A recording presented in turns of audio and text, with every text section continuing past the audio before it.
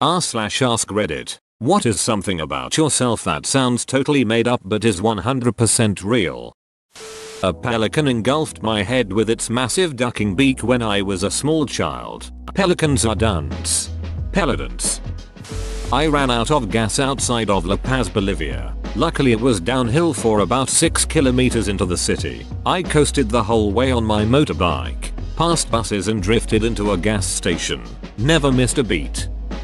At age 50 odd and with limited to no video game experience, my mother completed Mario 64 before I did, in about half the time it finally took me to do it. When I was a kid, I woke up to find my cat giving birth to her kittens on my pillow, 1 inch from my face. I took it as a compliment. It totally is. That's like the Cat Congressional Medal of Honor.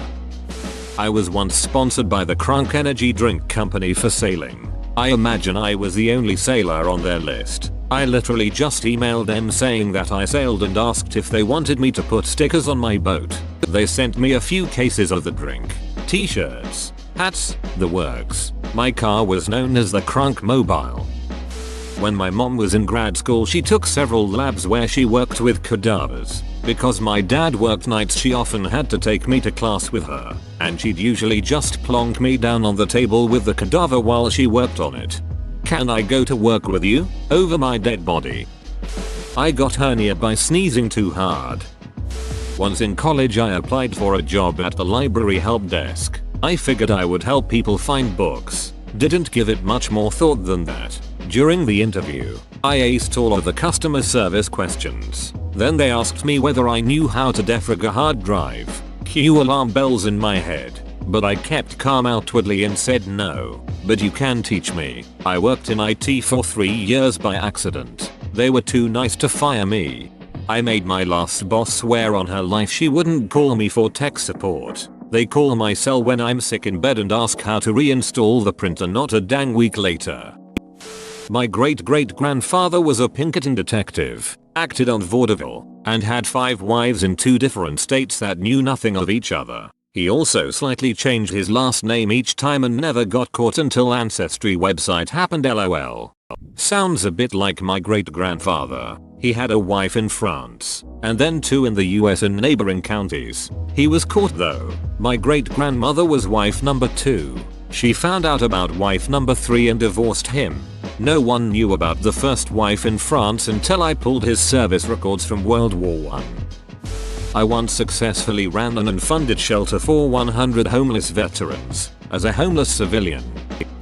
I took my mother for a surprise trip to NYC. She got married to my father there in 1968. The surprise was manufactured by way of telling her we were going to Australia. We live in New Zealand. So a trip to Australia is not a huge deal. It's the type of thing you could do for the weekend, and therefore she packed a bag and brought her passport. We got to the airport and said surprise, we're going to New York, and she cried her eyes out with delight. When we arrived, on our first morning, I said okay, what do you want to do? She said when I was last here, in 1968, the Twin Towers weren't complete, so I'd like to go to the top of them. Your wish is my command, I said, and off we went to the WTC. That was the afternoon of the 10th of September, 2001.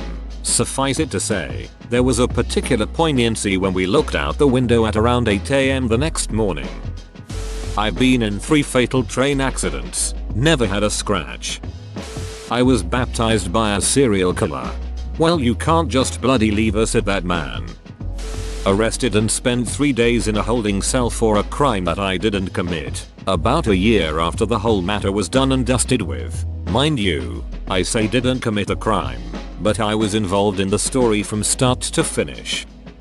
My family ancestry can be traced back to a court jester who served in the court of King Jacob IV of Sweden. Whenever someone calls you a fool, you're just carrying on the legacy. I beat anorexia. I'm a guy and I do not have photos of me from that time, due to shame, so I have no proof. I have gone from 70 pounds to 130 pounds. I have won an actual WWE match. Spent a really cool day in London with Christian Slater and his mum. His mum is adorable. I found out my father wasn't my biological father in 10th grade biology class. We were learning about blood types and traits. I raised my hand thinking I was a smartass. Your chart isn't accurate. My dad has AB negative and I'm O positive. My teacher said I think your mom has some explaining to do. And we all chuckled. Turned out, he was not my father. I have phytophthirmatitis, which is a big fancy word for I can't get acidic juices, lemons, limes, apples, oranges, etc. on my skin and go out in the sun. Turns my skin brown like a rash. Doesn't hurt or itch, just discoloration. Happened 3 or 4 times in my life. My dad kidnapped me and took me to Singapore for very malicious purposes. I'm sure you could imagine. I was 15 and my dad literally had fake documents and suitcases filled with random clothes. When we got there we went to a sketchy hotel and after 15 minutes he went to the bar. A bit after that, some guy just walks in. I was confused but he began muttering saying I was too pale and too old and he left. I called my dad but he didn't answer so I climbed out through the window and went to the police. They put me on a plane home that same hour. I don't really tell people because it's a bit of a crazy story and sounds made up, hence why it's here, but yeah. I was almost named Storm because I was born at 3 AM in the middle of a massive tornado storm. 1 touchdown actually a few minutes after I was born. I was also essentially dead. Docs thought they were going to lose both me and my mom, but somehow I lived beaches. A horse threw me in the air when I was a child, but I wasn't on his back. He grabbed the skin off my back with his teeth and yeeted me. I never graduated high school but I have a bachelor's degree. I was homeschooled and my mom never went through the legal steps to actually get me a real diploma. So she made one in Photoshop that was then used to get me into this podunk community college that didn't verify it. From there I got my associate's degree, which I then used to get into a decent university where I got my bachelor's. I homeschooled and didn't have a legit transcript when I applied for college. I made one on my computer. They accepted it. I was shocked. I can smell some illnesses and chronic symptoms. My sense of smell is normally pretty average, but I can sometimes smell if a person is sick before they start showing symptoms, and have been able to predict 2 seizures, a diabetic blood sugar drop, and multiple chronic migraines before they happened. Are you a service dog? No, but if I could actually work as a service dog that would be freaking awesome. My great-grandfather worked in the textile business and started importing rayon fabric from Japan in the late 60s and 70s. Keep in mind this was during the early days of synthetic fabrics and traveling to Japan was not all that common. On a business trip, he met some Japanese businessmen who were selling newly designed transistor radios. His contacts wanted to set up an exclusive import agreement for their electronics to North America, but my great-grandfather declined. Because how many of these radios could you possibly sell? Turns out that was a short-sighted business decision.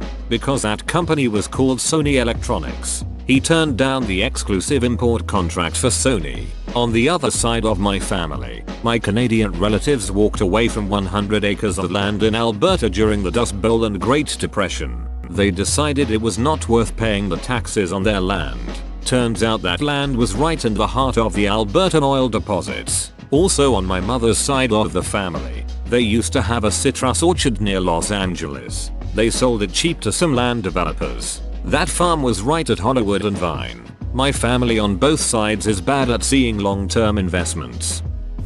I once drove a locomotive backwards through the Canadian Rockies.